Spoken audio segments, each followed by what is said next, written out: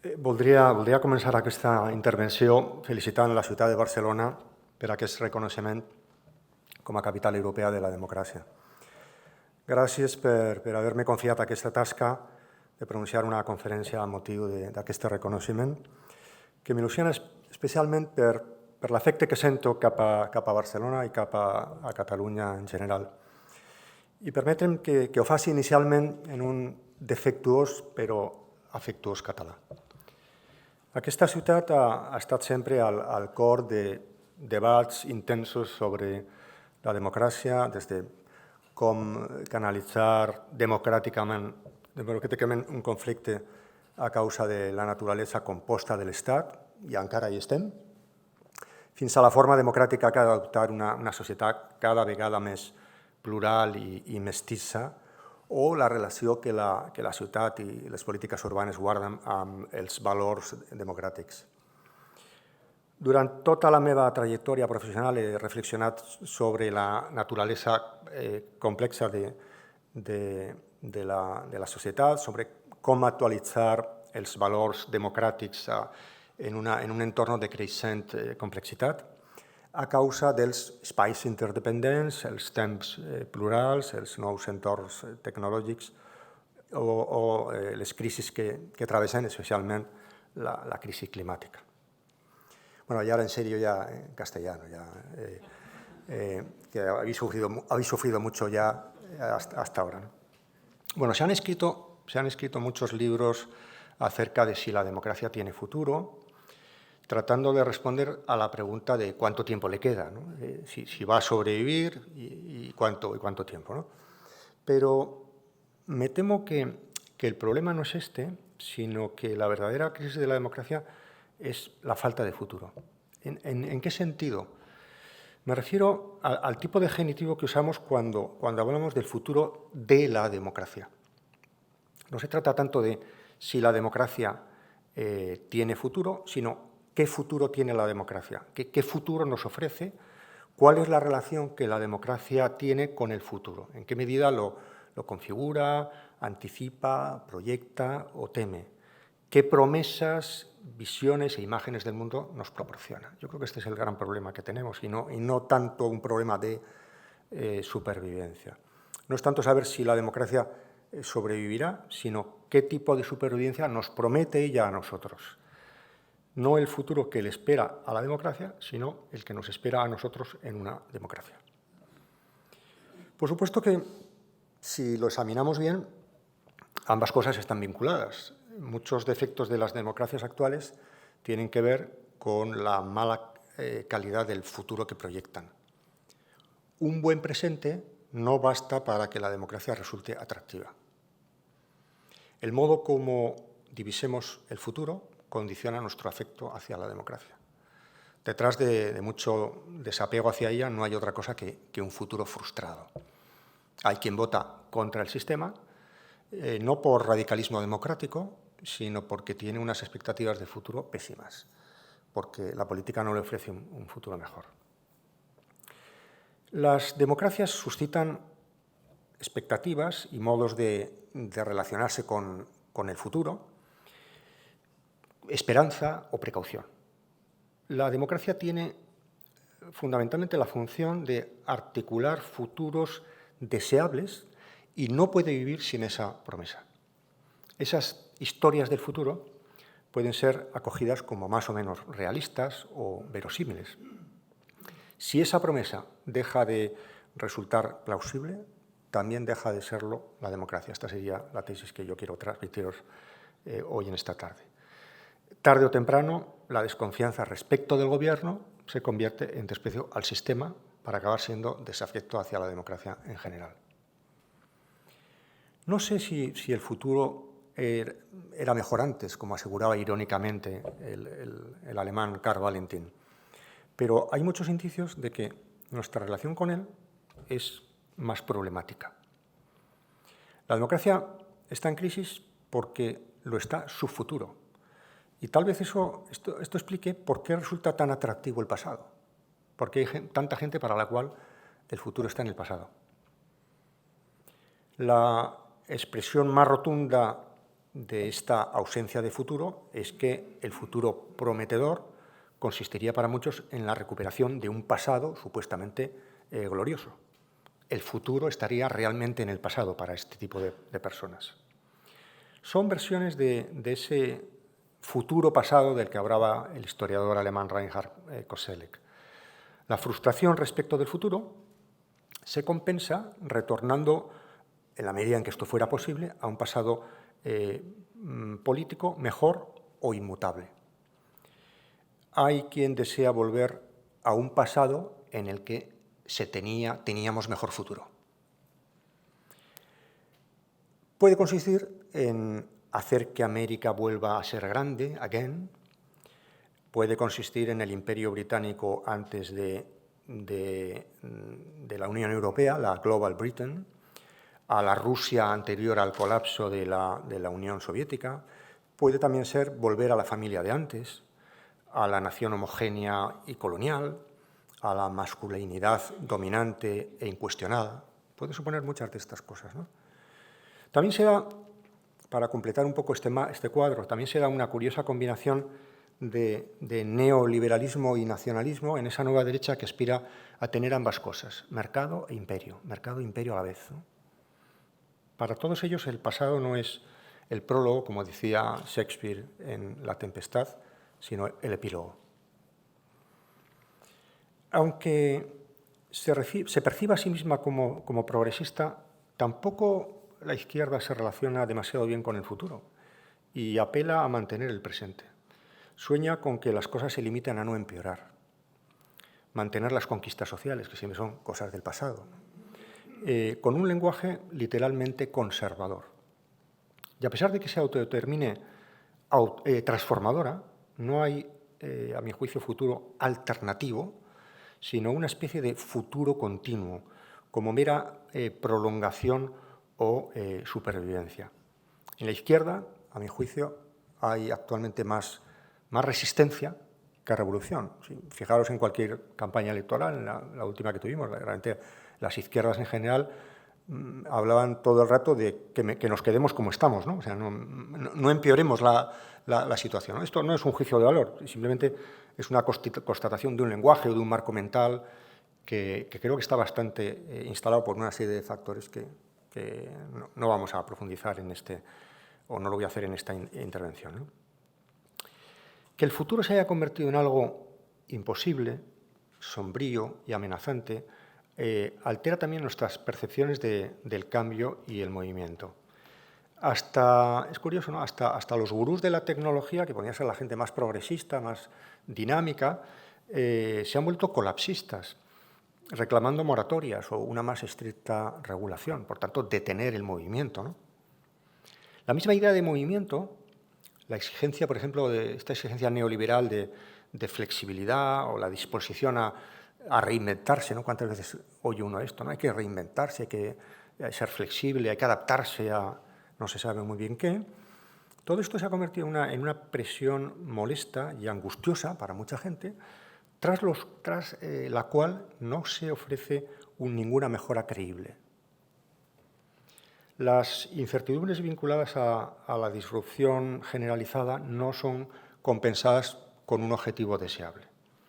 Lemas como Hope, en el caso de Obama, o En Marche, de Macron, parecen ser deseos voluntaristas de cambiar un estado de ánimo que apenas pueden modificar, ¿no?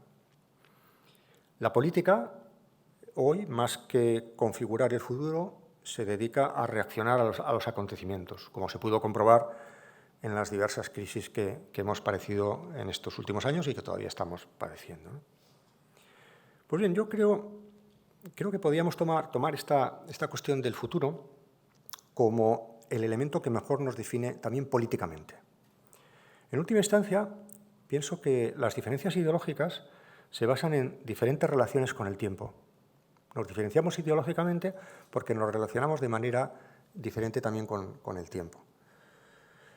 La izquierda, hablo en general, está preocupada por la desaparición del futuro, mientras que la derecha está más bien preocupada por la desaparición del pasado.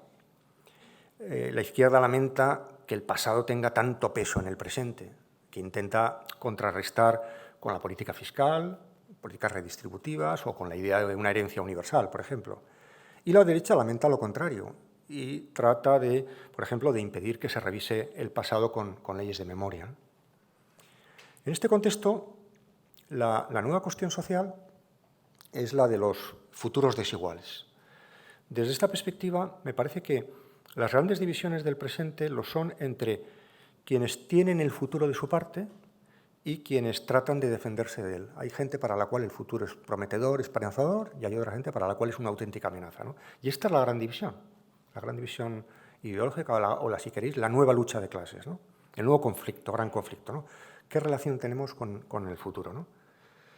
La auténtica brecha social no es, a mi juicio, la llamada polarización, sino el hecho de que unos, como la canción de Mick Jagger, pueden decir el futuro está de mi parte y otros no.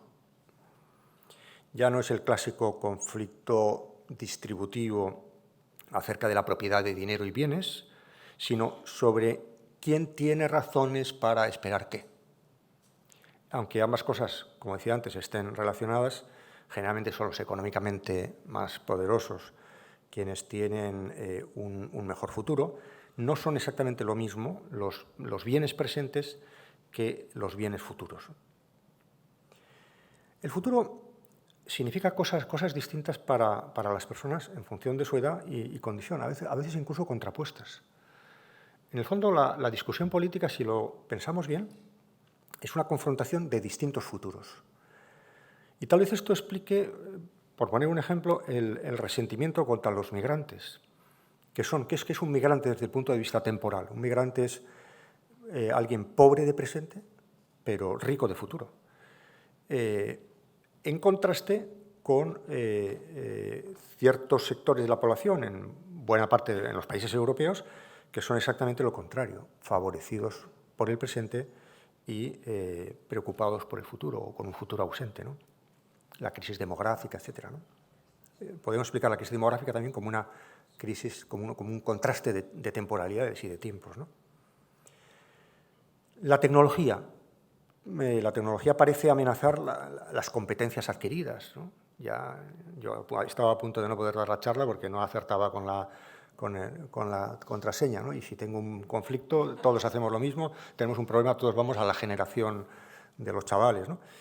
Es decir, la tecnología parece amenazar las competencias que son algo del pasado, las competencias que yo adquirí en el pasado y convertirnos en inútiles para el futuro, ¿no? Bueno, aquí hay otro conflicto, ¿no? La brecha digital, la llamada brecha digital, nos divide en función de nuestra capacidad de adaptarnos a un entorno tecnológico. Para algunos eso es muy fácil, para otros es más complicado. La economía distribuye futuros de una manera muy desigual. La inflación socava las seguridades de los cálculos económicos. Las tasas de interés afectan de diferente manera a la capacidad de endeudarse de los diversos sectores sociales. La deuda pública es un mecanismo que contribuye a que el futuro sea asimétrico para los distintos grupos sociales en función de la edad. La estructura urbana también reparte futuros desiguales. La propia forma de las ciudades, decía Simmel hace muchos años, la forma de las ciudades nos dice el tipo de concepción de la justicia que tenemos, ¿no? Y de quién es la calle, ¿no? De los coches, de los peatones, de las terrazas. O sea, ¿qué tipo de conflicto hay? Es muy visible en la propia estructura urbana y, por tanto, también la estructura urbana es una manera de repartir el futuro, generalmente de un modo desigual, ¿no? Que tenemos que tratar de corregir. La periferia hoy en día en relación con el futuro se concentra en barrios, geografías vacías, la España vaciada, etcétera, lugares mal comunicados, el mundo rural, ¿no? Que genera también unas ciertas resistencias que explican ciertos fenómenos políticos, ¿no? La movilidad o el cambio climático no es lo mismo para todos. Que haya o no zonas verdes, piscinas públicas o refugios climáticos, buenos transportes colectivos, es necesidad para unos y gasto superfluo para otros, ¿no? Aquí también hay un conflicto en relación con el futuro, ¿no? ¿Cuál sería la solución de todo esto? En la medida en que a un filósofo se le puede pedir que solucione algo, es una medida bastante limitada, ¿no? Pues yo creo que todo se resumiría en la idea de que tenemos que conseguir hacer creíble la promesa democrática de un futuro mejor, compartido, igualitario. Esto un político lo puede decir y lo puede hacer creíble, que son dos cosas completamente distintas, ¿no? Pero de esto se trata, ¿no? Hay un indicador que a mí me llama mucho la atención que explica tal vez lo lejos que estamos de un futuro igualitario y hasta qué punto hemos procedido a algo que se podría llamar una cierta privatización del futuro. Es un hecho que a mí me sorprendía mucho cuando lo leía, ¿no? Y es que, por lo visto en las encuestas, la gente tiende a valorar mejor su situación económica personal que la situación económica general, ¿no? ¿Cómo es posible esto, ¿no? Que si nos preguntan cuál es la situación del país o la situación macroeconómica, mucha gente dice que es un desastre, y usted cómo le va. No, no, a mí me va bien personalmente, ¿no? Esa diferencia que se ha visto en campañas electorales, gobiernos desconcertados no sabiendo cómo explicar esto, ¿no? Bueno, hay una especie de combinación entre futuro, entre optimismo personal y pesimismo colectivo. Pero esto tiene muchas ramificaciones sobre las que alguna de ellas quería decir un par de cosas, ¿no? En el fondo, este fenómeno que podríamos llamar de privatización del futuro consiste en no esperar nada. Yo no espero nada bueno en el plano colectivo y, en cambio, estoy satisfecho con mi situación personal. ¿Qué significa eso? Pues significa que, entre otras cosas, hemos vinculado, o mucha gente ha desvinculado, su destino individual del destino común. He visto aquí en la librería un libro que habla de toda esta gente que ya está planificando su huida a Marte, ¿no? Cuando todo esto colapse, ¿no? Pues ya hay gente que, por lo visto, ya tiene comprada casa en Marte. Yo no sé cómo se hace, pero en fin, está pensando dónde esconderse y tal, ¿no? Eso yo creo que es una metáfora extrema de un fenómeno que es mucho más cotidiano y mucho más normal. Hay mucha gente que, por desesperación o por egoísmo o por las razones que sea, tiene absolutamente desvinculado su destino personal del destino común y piensa que eso le puede funcionar. Y, en buena medida también, que ha abandonado a su suerte a aquellos cuyo destino personal depende especialmente del destino común. Todos nuestros destinos dependen del destino común, pero en unos casos más que otros, ¿no? Para un tipo de personas en la sociedad, que lo común vaya bien es mucho más relevante que para otro tipo de personas que piensan que pueden prescindir de lo común porque tienen un seguro privado, viven en un gueto protegido, no les afecta la cuestión de la seguridad, tampoco, por lo visto, les afecta la cuestión del cambio climático, ni se contagian de nada, etcétera, ¿no? Bien, pero claro, el problema es que la democracia no es la mera agregación de futuros individuales, no es la mera agregación de futuros individuales, sino la configuración de un futuro del que en buena medida dependen los futuros individuales también. Y esto lo tenemos que saber hacer legible y comprensible desde las instituciones o en general. Tenemos que conseguir que la gente perciba, la ciudadanía perciba, hasta qué punto lo privado y lo común, lo individual y lo colectivo están vinculados, que, repito, es algo que se vivencia de una manera especialmente intensa a aquellos cuya única esperanza es que la política funcione bien. Yo suelo decir, he dicho muchas veces esto, ¿no? que en el fondo, cuando me preguntan por qué la política es importante o para quién es importante la política es importante para un cierto tipo de personas cuya única esperanza consiste en que la política funcione bien.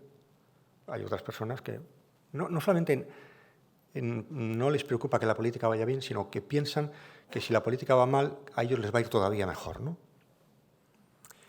Por tanto, la gran cuestión que nos debemos plantear es, todos y todas, es si podemos perseguir nuestro futuro privado sin prestar algún tipo de atención a los futuros comunes, sin ser conscientes de hasta qué punto ambas cosas están vinculadas. Yo creo que hacer visible esta vinculación es el gran desafío de la política en las sociedades democráticas. Si consiguiéramos hacer visible que pudiéramos entender esto bien en un momento de complejidad, de dificultad de percibir cómo se vinculan ambas cosas, si consiguiéramos esto, la democracia tendría muchísimo más futuro, ¿no? ¿Cuál es la idea la idea liberal en sentido clásico, ¿no? La idea liberal es que el Estado debe ocuparse únicamente de posibilitar el futuro privado. Como si no entendiera, y esta sería mi crítica al liberalismo, que hoy en día, en la era de los destinos entrelazados, de las amenazas también compartidas, ni siquiera es posible la promoción del bien individual sin el cuidado de ciertos bienes públicos. Esto ya no es posible. Para asuntos como el cambio climático, la salud pública o la seguridad, no podemos garantizarnos privadamente la protección a la que tenemos derecho si no hay una estrategia compartida, pública y global de ciertos bienes comunes. Es decir, de un futuro igualitario. Pensemos en el alcance que podría tener una defensa individual contra el cambio climático, ¿no? Pensemos por un momento, ¿no? Yo voy a defenderme individualmente del cambio climático. ¿Esto cómo se hace? ¿No? O sea, yo puedo hacer cosas contra el cambio climático, pero yo defenderme contra el cambio climático, yo suelo decir de broma, pero va bastante en serio, que con el aire acondicionado, en medio de la crisis climática, sin acometer compromisos públicos y globales contra el cambio climático, lo único que nos aseguramos es una muerte más placentera. Lo cual no está mal, pero en fin, no es una solución excesivamente para echar cohetes, ¿no? Es decir, el futuro no es, concluyo con esto, el futuro no es solo un asunto individual o familiar, privado. Por eso el futuro es un asunto democrático. La democracia es un procedimiento, yo lo definiría así, La democracia es un procedimiento para hacer visible ese vínculo entre lo individual y lo colectivo, negociando su articulación. En ella, en la democracia, se lleva a cabo la distribución equitativa de futuros, haciendo explícito el futuro en el que queremos vivir y los correspondientes derechos y deberes. Estoy seguro de que la ciudad de Barcelona, además de entender este reconocimiento que hoy celebramos e iniciamos aquí como una gloria de su pasado y su presente, lo entenderá como una responsabilidad en relación con el futuro y sabrá aprovechar la ocasión para examinar hasta qué punto esta ciudad constituye una ciudad en la que se cumple o no, o hasta qué medida la promesa democrática, que es, como he tratado de demostrar, la promesa de un futuro mejor, igualitario y compartido. Muchas gracias.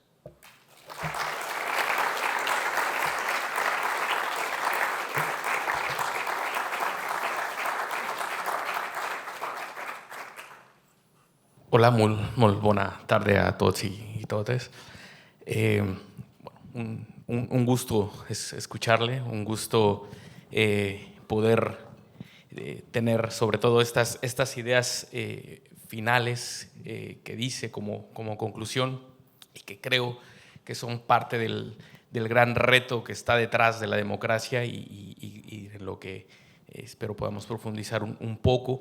Esta idea de democracia y como ahora se centra en Barcelona, esta capital europea de la democracia, teniendo en el fondo ideales de libertad, de justicia, igualdad, solidaridad, ¿no? Todas estas palabras en las que puede caber mucho, ¿no? y que se han ido adaptando y demás. Pero de esta parte que ahora exponía sobre esta realidad social y política en la que surgieron, ¿no? las bases, los principios de la democracia, cómo se fueron construyendo, sin duda fueron realidades históricas que no son similares a las que tenemos ahora, ¿no? Ahora tenemos esta idea, ¿no? que también nos aporta de esta realidad compleja, actual, que como mencionaba, ¿no? Tenemos cambio climático, tenemos nuevas tecnologías, especialmente la inteligencia artificial, tenemos conflictos armados, algunos históricos, algunos recientes, el resurgimiento de extremismos o más bien salida pública, ¿no? porque tal vez nunca se han ido, y un poco para intentar profundizar con estas ideas y sobre todo aportar cómo podemos utilizar, cómo debemos actualizar esas bases teóricas de una realidad compleja, pero tal vez no compleja como la que vivimos ahora, cómo actualizar esas bases históricas con esta realidad actual compleja que tenemos hablando de democracia. Bueno, muchas gracias por esta pregunta, que es como ponerle a Messi un balón en la zona de penalti, porque es a lo que me he dedicado toda mi vida, que es a trabajar eso, la hipótesis de que la mayor parte de los conceptos políticos que utilizamos, poder, representación, democracia mismo, etcétera, ciudadanía, son conceptos que fueron inventados, diseñados, descubiertos hace 200, 300 años y que contrastan, o sea, fueron pensados para una sociedad. Si uno lee el contrato social de Rousseau y uno piensa en la Ginebra de la época, en la ciudad de Ginebra, no en la vivida de la época, era una ciudad homogénea, autárquica, con tecnologías muy discretas y muy sencillas, sin interconexiones prácticamente con el resto del mundo, ¿no? Y hoy lo que tenemos es un panorama completamente distinto, ¿no? Entonces, el gran problema que se suscita, que se me ha suscitado a mí durante estos años, ha sido cómo adaptamos esos principios que tienen también un núcleo normativo a esta nueva situación sin sacrificar las expectativas, porque lo más fácil sería, bueno, vamos a rebajar la pretensión, ¿no? Vamos a hacer las sociedades menos democráticas o vamos a delegar el poder excesivamente, ¿no? Y en el fondo nuestro gran desafío es cómo, sin renunciar al núcleo de valor que hay en la idea de democracia, al mismo tiempo hacerlo eso válido en un contexto completamente distinto. Yo ahora, desde hace 2 años, dirijo una cátedra que se llama Inteligencia Artificial y Democracia en Florencia, en el Instituto Europeo, y el gran reto que tenemos y sobre lo cual no hemos pensado suficientemente, por mucho que estemos haciendo ahora un acta europea de inteligencia artificial, es un paso muy pequeño. No hemos pensado bien cómo, por ejemplo, por entrar en lo que tú citabas antes, ¿no? La democracia es soberanía popular, es autogobierno. ¿Hasta qué punto eso es compatible con una progresiva maquinización de nuestras decisiones? Que va a ser inevitable, porque hay cantidad de decisiones que es necesario automatizar para dar respuesta a la enorme complejidad que hay en la sociedad, ¿no? Por ejemplo, ¿cómo compatibilizamos eso? O el tema del cambio climático. El tema del cambio climático, es una carga de profundidad. Y Maranera me decía que estaba ahora con ella, me decía que estaba escribiendo sobre el tema de cómo hacer compatible democracia y cambio climático. O sea, democracia, en el fondo, un conjunto de circunstancias que pone en peligro nuestra condición terrestre y que parece estar más allá de nuestro alcance y de nuestra delimitación de los espacios políticos. ¿Cómo eso lo resolvemos sin sacrificar los principios democráticos, cuando además nos encontramos con que hay países autoritarios que parecen prometer agendas de largo plazo frente a las agendas nuestras, que son unas agendas tremendamente superficiales y que cambian vertiginosamente, ¿no? O sea, que aquí estamos ante... Yo, como habéis visto, no he solucionado nada de lo que me acabas de plantear, pero lo he puesto todo perdido de problemas, pero es mi oficio. Y lo que quiero decir es que hay mucho trabajo por hacer, ¿no? Y desde luego si Barcelona es la capital, este año la capital europea de la democracia, lo será porque es capaz de abordar esto con todo el dramatismo que tiene, ¿no? Sí, bueno, muchas gracias. Y esto nos invita, bueno, a seguir profundizando especialmente en conceptos desde mi ámbito más, desde los derechos humanos, que son parte, ¿no? Siempre se ve los derechos fundamentales, los derechos humanos, como uno de estos pilares que están en cualquier idea de democracia. Si no están, parece que ahí ya es un momento de flaqueza de la democracia, pero que también los mismos derechos humanos construidos, ¿no? Especialmente en una región del mundo que después se expandió, o ideas, el principio de igualdad, ¿no?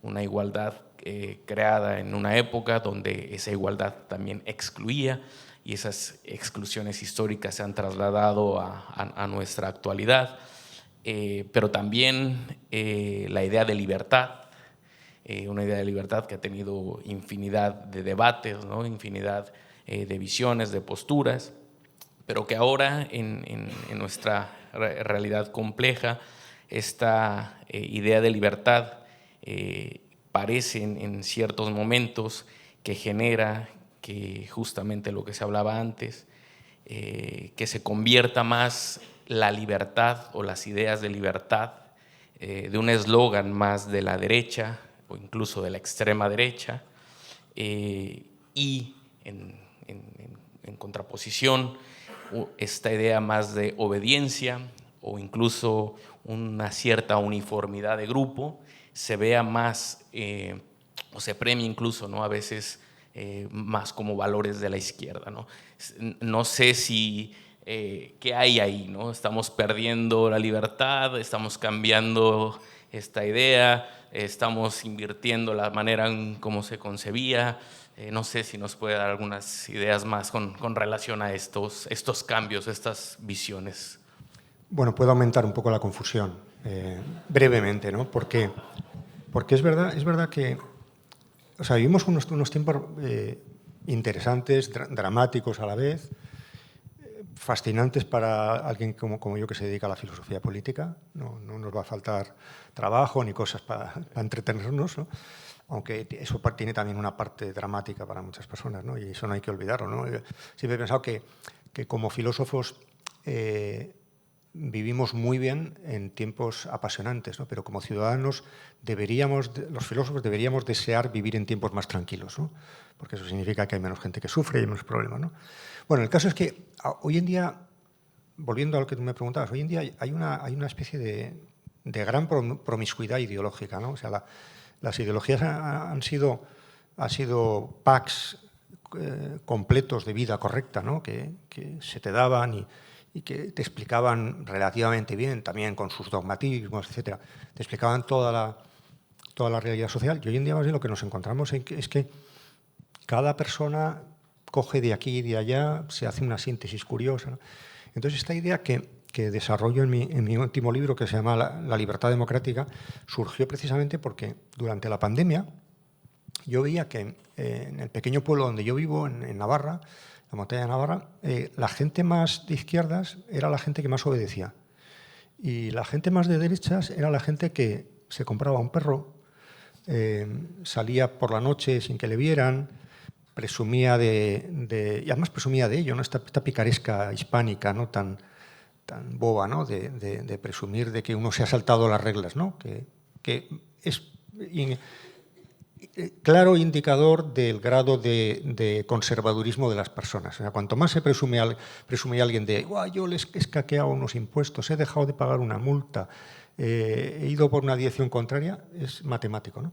Bueno, entonces, ¿qué ha pasado aquí? A mí me dejó aquí muy sorprendido, ¿no? O sea, ¿por qué los bobos estamos en casa y hay gente que está saltándose las normas? Bueno, entonces yo empecé a darle vueltas a esto y entonces, claro, yo me acordé de mi época de estudiar el concepto republicano de libertad de Philip Pettit y ya Maquiavelo y Pollock, etcétera, donde hablaban de que la libertad en el fondo no es la ausencia de interferencia, o sea, no es que los otros se interfieran en mi camino, sino que nadie ejerza dominación sobre los demás, ¿no? Y esta concepción republicana, no liberal de la libertad, es una reivindicación, una manera de entender la libertad que está completamente ausente en aquellos que entienden la libertad casi como una especie de libertad de contagiar, ¿no? Había gente que estaba hablando en medio de la pandemia como si la libertad incluyera la capacidad de contagiar a los demás, ¿no? Bueno, yo lo he dicho con otras palabras en mi intervención, ¿no? Como si el destino individual y el destino común estuvieran completamente separados, cuando no es verdad, es que no es verdad. O sea, no ha sido verdad nunca, pero en este mundo en el que estamos, de cambio climático, inseguridad, inestabilidad financiera, etcétera, etcétera, en este mundo todavía eso es mucho, mucho menos, ¿no? Pero esto conecta con otra cosa que también estudio en el libro, que es el hecho de que buena parte de la izquierda, sobre todo aquella izquierda que ha tenido que gobernar, pensemos que llevamos muchísimos años de crisis, de diversas crisis, y las recetas casi siempre han sido autolimitaciones, ¿no? Desde la austeridad en la crisis económica hasta las mascarillas y los confinamientos, hasta la exigencia de limitación de comer carne o de tomar el vehículo, o por ejemplo, una cosa que es muy reciente, ¿no? El endurecimiento de la rebaja del grado de alcohol que podía uno beber antes de coger un coche, ¿no? Entonces, claro, llevamos mucho tiempo presentando el tema de lo común como una limitación. Incluso cuando tuvimos toda la discusión en torno al tema de la ley de sí es sí, del consentimiento, daba la impresión como que el consentimiento era un engorro, ¿no? Entendedme bien lo que digo, ¿no? Como si fuera un trámite que nos privaba, ¿no? Una especie de autolimitación, ¿no? Cuando el consentimiento no es ninguna autolimitación, es simplemente el paso, el acceso lógico entre seres libres a un placer humano extraordinario, ¿no? Pero hay una retórica, creo que hay una retórica en buena parte de la izquierda que resulta muy pesada, muy pedagógica, un poco irritante, ¿no? Repito, diciendo incluso cosas que eran correctas, porque hay que comer menos carne, hay que utilizar menos el coche, por supuesto hay que ser tremendamente respetuoso con las personas y la sexualidad sin libertad no existe. Todas estas cosas están muy bien, pero el modo de presentarlo hace que reviva esa izquierda rusoniana más que volteriana, pedagógica más que liberal, ¿no? que riñe, que está todo el día dando órdenes, en lugar de una izquierda más gozosa, más partidaria del placer. Yo creo que aquí también esto conecta con la vieja idea de Marx del sacrificio como la antesala de la emancipación, que es una cosa que yo nunca he compartido. Me ha parecido que el sacrificio era la antesala de más sacrificio, ¿no? Pero no de la emancipación. Y de ahí sale además toda esa sospecha que hay en buena parte de la izquierda hacia el consumo como algo negativo, como si el consumo equivaliera exactamente a consumo, a conducta extractiva, a irresponsabilidad, etc., ¿no? Yo creo que hay una idea de consumo y hay una idea de gozo, hay una idea de generosidad en la izquierda, que la izquierda debería hacer más patente, porque si no, lo que tenemos es una derecha, a veces incluso una derecha muy extrema, que, hablando de libertad, conecta y es entendida bien por amplios sectores de la sociedad, que entienden lo de las terrazas, lo de las cervezas, lo de, bueno, ya está bien, ya estamos cansados de todo esto, ¿no? Como si los demás no estuviéramos cansados. Pero ojo, que yo creo que este es un asunto muy importante. Hay que hablar en términos siempre positivos, incluso.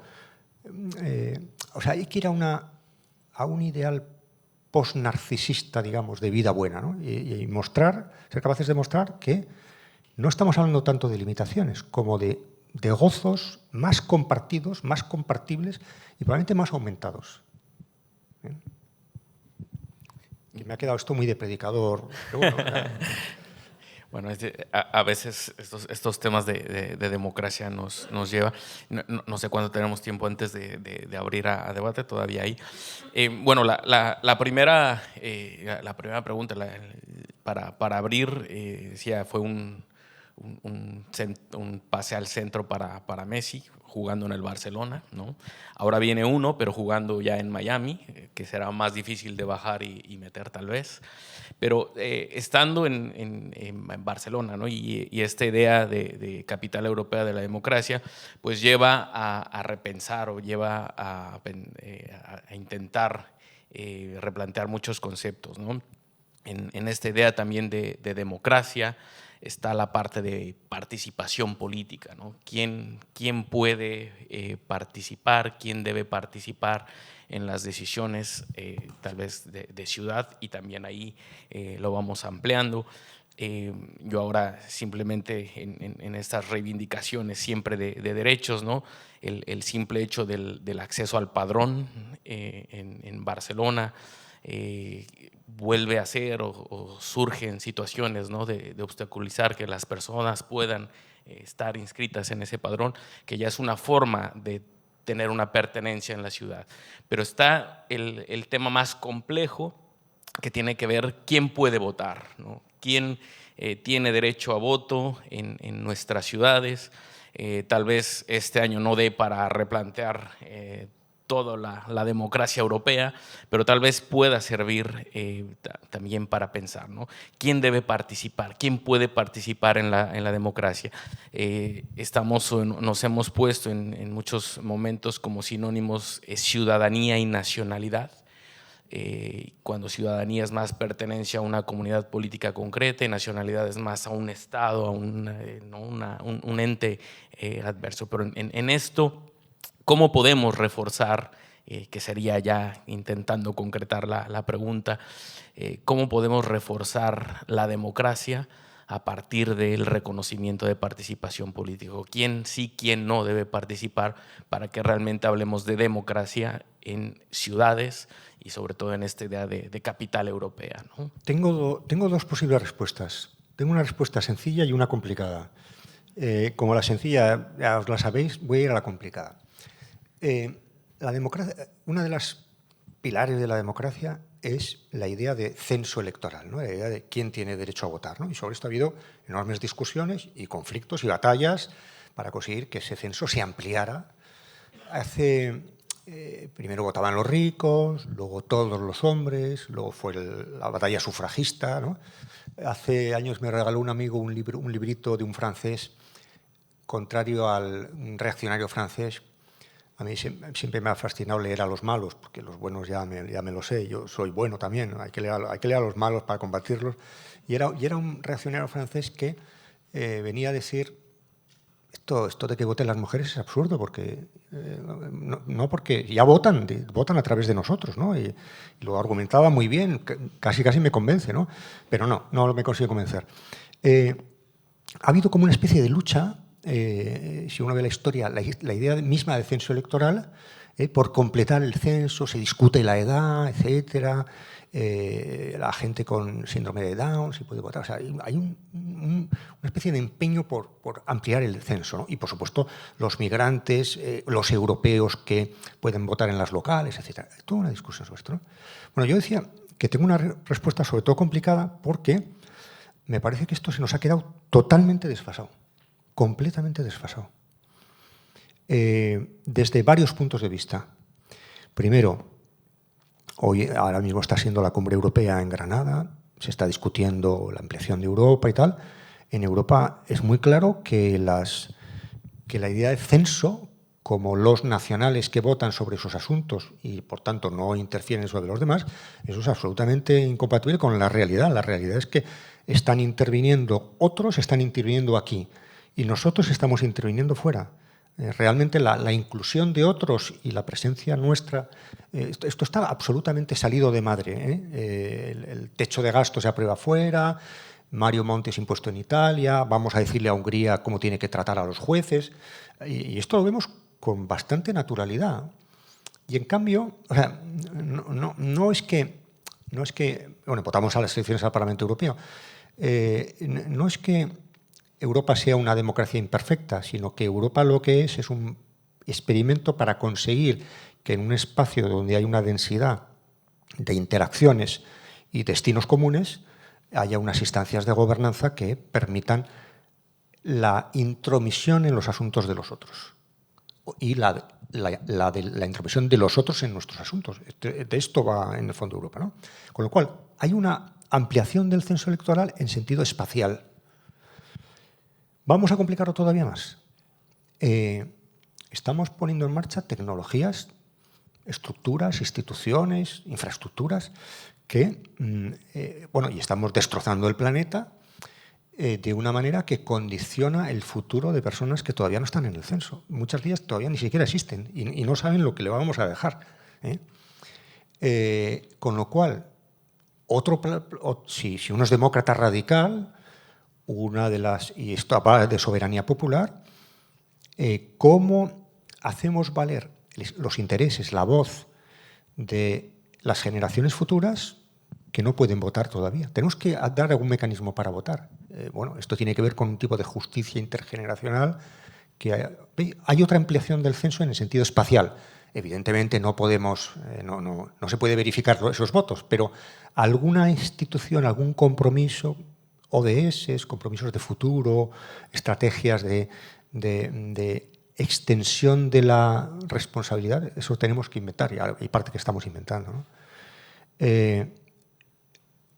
Podríamos ampliar todavía más, lo podría complicar todavía más, pero simplemente voy a mencionar un par de cosas. Tenemos que, de alguna manera, hemos incluido a la naturaleza en nuestros parlamentos. O sea, antes votábamos los humanos contra la naturaleza. O sea, la naturaleza era una cosa de la que nos habíamos emancipado. De hecho, todas las teorías políticas modernas empiezan hablando del estado de naturaleza del que nos hemos emancipado. La naturaleza es lo contrario, ¿no? Y ahora, con el tema ecológico, de alguna manera lo que estamos haciendo es introducir a la naturaleza en nuestros parlamentos. No poniendo jirafas y ratones en el Parlamento literalmente, pero de manera simbólica y de manera democrática y responsabilidad democrática, entendemos que la naturaleza tiene una cierta subjetividad política. Ahí hay otro campo enorme de exploración. Y ahora, y ya termino con esto, tenemos que meter en los parlamentos a los algoritmos, por si fuera poco. Hay que meter a los algoritmos en los parlamentos. Es decir, hay que democratizar el algoritmo, signifique esto lo que signifique, que es un lío, pero hay que ampliar el parlamento. Hay que ver cómo metemos ahí a todo esto, ¿no? Y esto se nos ha quedado muy pequeño, ¿no? Evidentemente esto no significa, hay que tomárselo en su literalidad, porque eso no es posible, pero implica un cambio de marco, de mentalidad, que es una auténtica transformación en la que estamos, ¿no? Muchas gracias. Me parece que ahora abrimos un intercambio con las personas asistentes. Si hay alguna pregunta,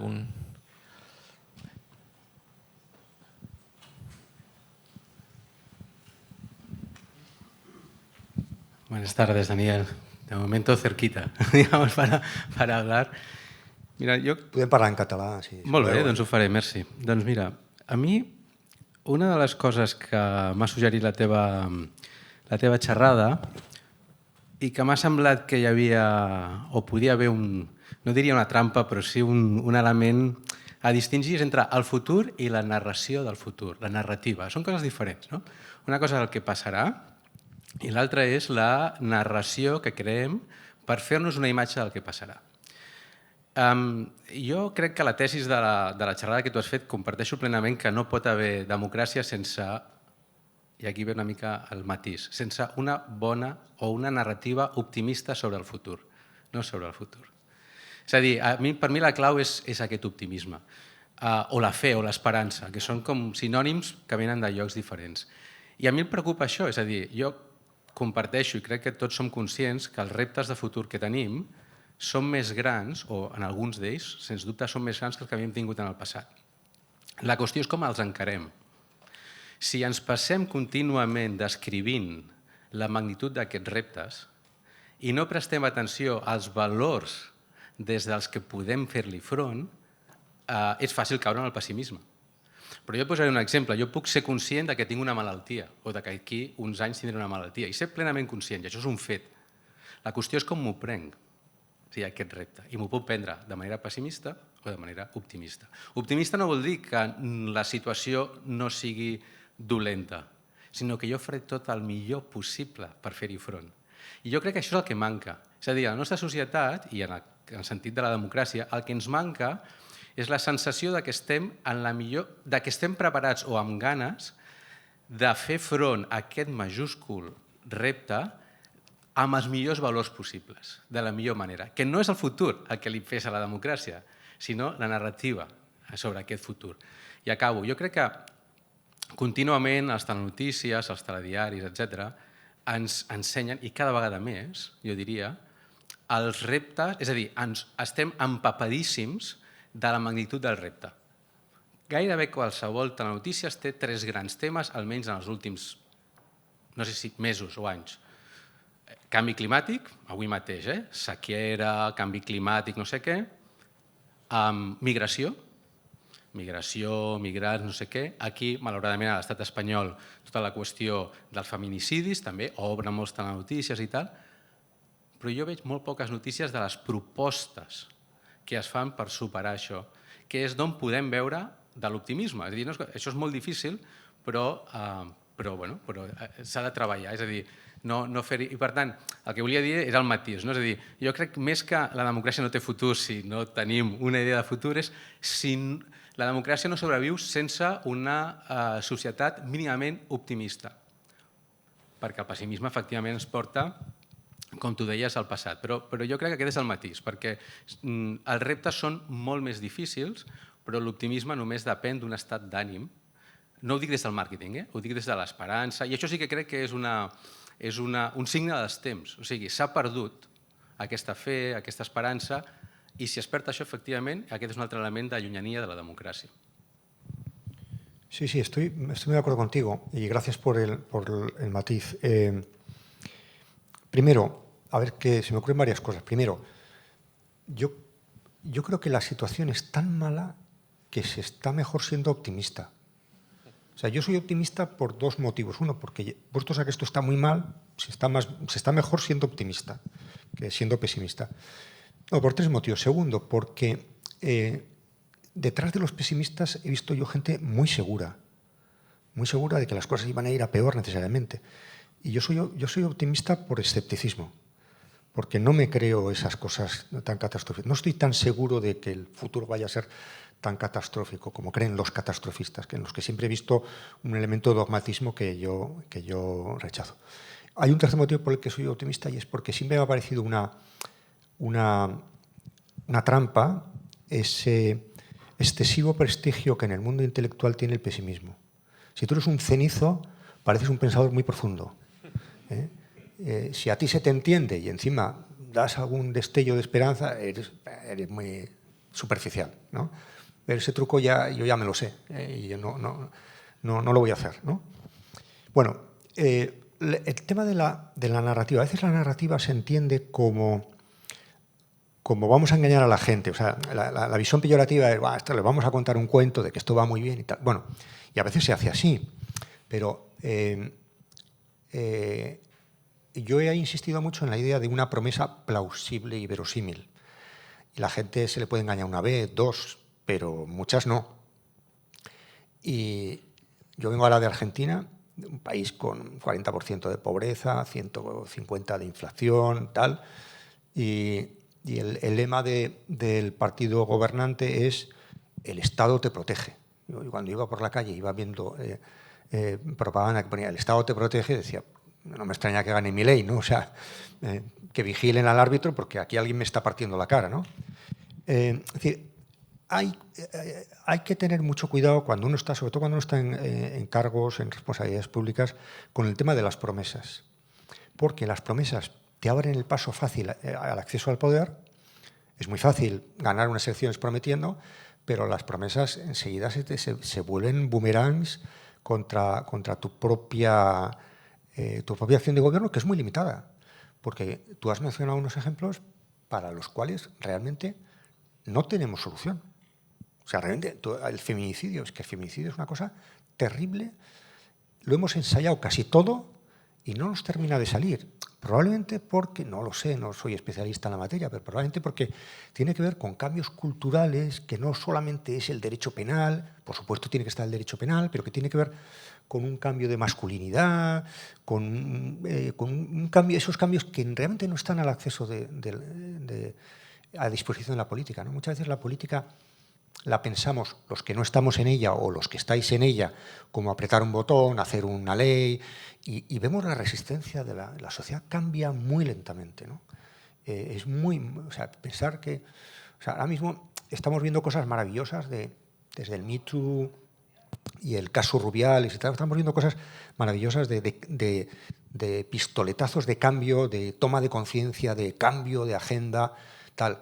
Pero al mismo tiempo percibimos una superficie que es muy difícil de mover, porque la humanidad ha estado así miles y miles de años, ¿no? y en el curso de unos muy pocos años estamos efectuando, aparte de cosas que tienen un componente disruptivo y dramático, como puede ser la tecnología, pero en el terreno positivo hemos abordado cambios, en este caso concreto de los derechos de las mujeres, cambios brutales que la propia sociedad. El otro día no sé dónde estaba, en qué contexto, que alguien dijo, España, qué país más maravilloso en la época de Zapatero y las leyes de matrimonio homosexual y todos los nuevos derechos y tal. Parecía, bueno, yo entonces vivía en Francia y parecía que el contraste era qué maravilla es España, qué liberal, qué bien lo ha aceptado la gente. A mí aquello me generaba una cierta sospecha de que no era para tanto, ¿no? Realmente no es para tanto. O sea, realmente lo que estamos comprobando ahora con el surgimiento de una extrema derecha que creíamos que estaba en un armario, efectivamente estaba en un armario y ha salido, ¿no? Es decir, realmente no eran conquistas sociales como nosotros las creíamos, eran conquistas legislativas. Y la parte social de eso no estaba funcionando. Entonces, bueno, yo me estoy yendo mucho por las ramas y estoy yéndome demasiado, perdón. Muchas gracias. ¿Alguien más? ¿Alguna? Dos preguntas para la reflexión. En primer lugar, si la democracia, en tu opinión, no debería ser más combativa. Vemos como los índices de retroceso democrático a nivel mundial son evidentes.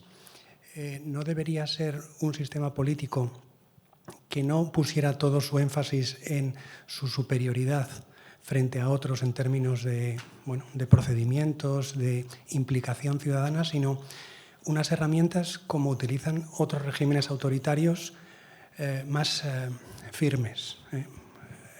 Esa palabra es a lo mejor suave, pero la democracia debe armarse frente a una ola autoritaria a nivel mundial. Y un poco en relación con la anterior pregunta, coincido plenamente en que las democracias son procedimientos, como tú has dicho, pero también son proyectos ilusionantes. Y si no hay un futuro común, ese proyecto pues carece de apoyo social. Estamos viendo cada vez la desafección, sobre todo de los jóvenes, porque es que no se plantean ningún proyecto a largo plazo. Entonces, yo creo que es muy complicado que logremos convencer a muchas capas de la sociedad de que el futuro va a ser a mejor. Bueno, partiendo de la base de que para muchos, y eso no van a cambiar, el futuro es sombrío, ¿por qué no articular otro lenguaje que ponga la democracia como el único sistema válido frente a un no futuro? Porque realmente si no hay futuro, o este es sombrío o amenazador, la democracia tiene que armarse. En la Unión Europea el concepto de autonomía estratégica, ¿no? Frente a amenazas exteriores tenemos que poner en valor nuestros principios y establecer mecanismos que nos defiendan frente a un entorno cada vez más desafiante, ¿no? Un poco esas dos reflexiones. Sí, vamos a examinar un poco la cuestión. ¿Qué significa que la democracia sea más combativa? ¿Sí? Significa varias cosas, pero una de ellas es que la democracia debe ser capaz de tolerar en su seno, desde mi punto de vista, un grado incluso de desafección hacia ella. Es decir, siempre, ahora que se habla de las fake news y tal, como si nunca se hubiera mentido en política, ¿no? Los hombres acabamos de descubrir la mentira, ¿no? Y enseguida hay quien pone el grito en el cielo. Bueno, a mí me parece un fenómeno terrible, y los discursos del odio y todas estas cosas, ¿qué voy a decir de eso, no? Pero casi todas las soluciones que oigo son peores que el fenómeno. Es decir, yo creo que, lo siento mucho, tenemos que soportar probablemente cosas que nos desagradan mucho, pero todavía es mucho más desagradable eliminar la libertad de expresión. O sea, en este conflicto, viejo conflicto, yo creo que tenemos que aceptar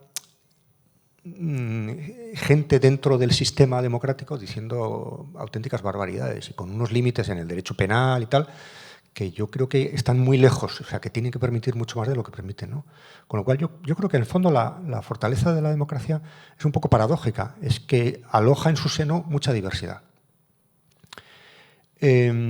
Bueno, por otro lado, cuando yo creo que llevamos una ola de simbolismos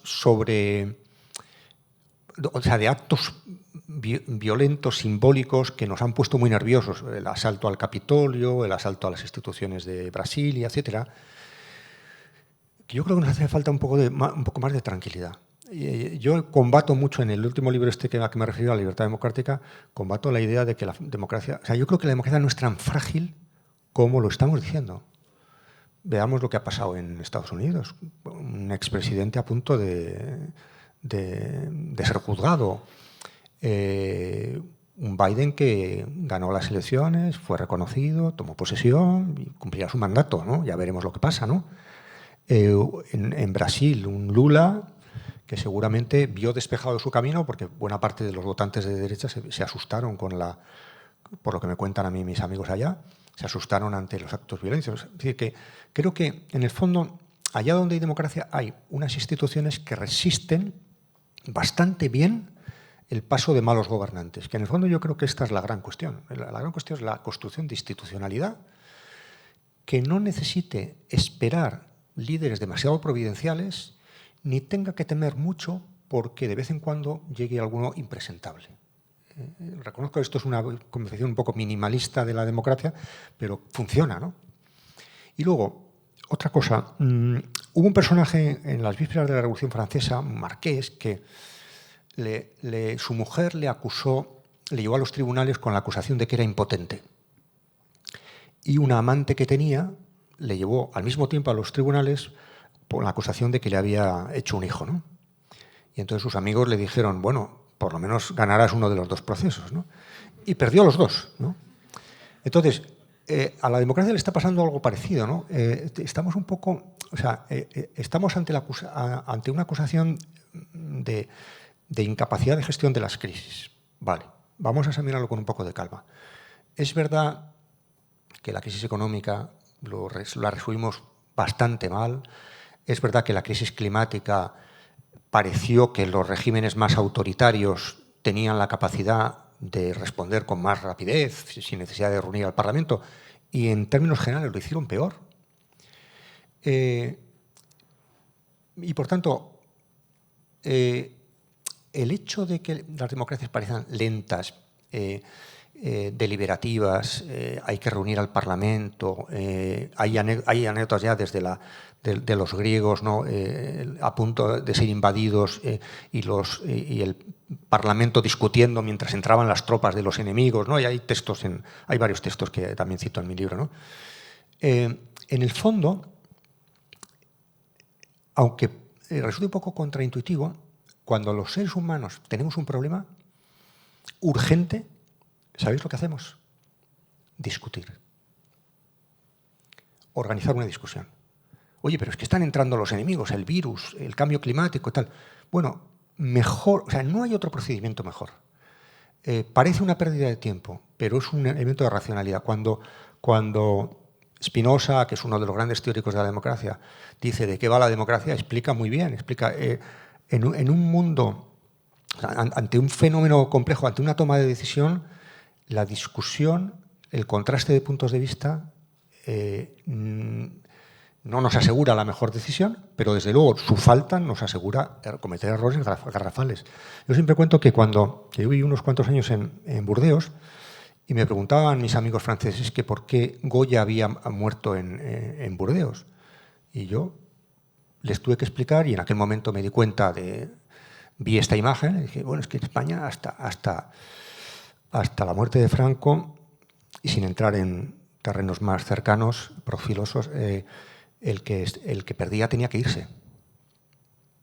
Y por tanto, aparte de no tener una democracia, éramos tan estúpidos que confundíamos haber perdido las elecciones o el favor del rey con tenerse que ir. ¿Y qué es el largo aprendizaje de la democracia? Lo que Lindblom llamaba la inteligencia de la democracia, ¿en qué consiste? Consiste en establecer un sistema en el cual quien ha ganado, constituye su gobierno, o si puede, tal. Y quien ha perdido se queda en el Parlamento y tiene un espacio para hablar y le dejamos hablar y no le echamos del país. Eso es un signo de racionalidad. Y yo creo que, perdona que me haya extendido tanto para darte el argumento, que lo quería explicar bien, que es la democracia es un sistema político que asegura en lo posible las mejores decisiones a partir del principio de una libre y abierta discusión entre opciones contrapuestas. Y eso nos hace muy racionales. Eso es bueno en términos morales, porque no hay que echar a nadie del país, y es inteligente. Por eso la tesis de Lindblom es que la democracia es muy inteligente. La democracia es más inteligente que sus contrarios. Precisamente por eso, porque permite que haya un contraste de opiniones, un flujo de información, que a veces, por cierto, resulta molesto. Ahora estamos hablando mucho de la polarización, etcétera, pero al menos nos asegura una caja de discusión sin la cual tomaríamos todavía peores decisiones. Es posible que, como le decía antes a Jaume, es posible que no estemos acertando en muchos... No, es posible, no, es real que no estamos acertando en la resolución de muchos de nuestros problemas. Todavía sería peor si además no tuviéramos un sistema como el que tenemos. Tenemos tiempo de una más. ¿Alguna?